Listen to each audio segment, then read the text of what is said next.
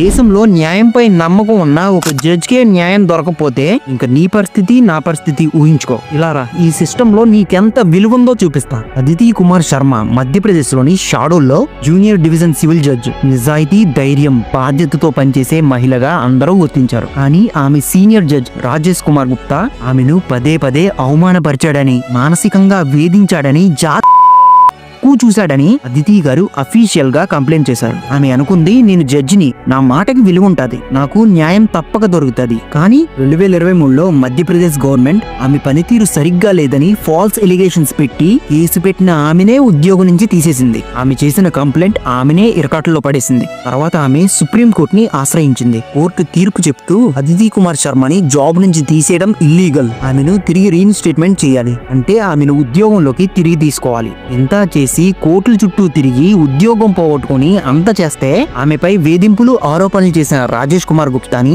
High court judge గా promotion ఇచ్చారు. ఇది విన్న అదితి గారికి పూర్తిగా మనసిరిగిపోయింది. తన రిజిగ్నేషన్ లెటర్ లో ఆమె రాసిన ఒక్క పాయింట్ దేశమంతా బయటలైంది. నేను న్యాయం మీద నమ్మకం కోల్పోలేదు, కానీ న్యాయ వ్యవస్థ దారి తప్పింది. ఇది కేవలం ఒక జడ్జి రిజిగ్నేషన్ కాదు, ఇది మన న్యాయ వ్యవస్థ ఎలాంటి పరిస్థితిలో ఉందో చూడండి. ఎందుకంటే న్యాయం చేసే వ్యక్తికే న్యాయం దొరకకపోతే ఒక సాధారణ వ్యక్తికి న్యాయం జరుగుతుందనే నమ్మకమే కోల్పోతాడు.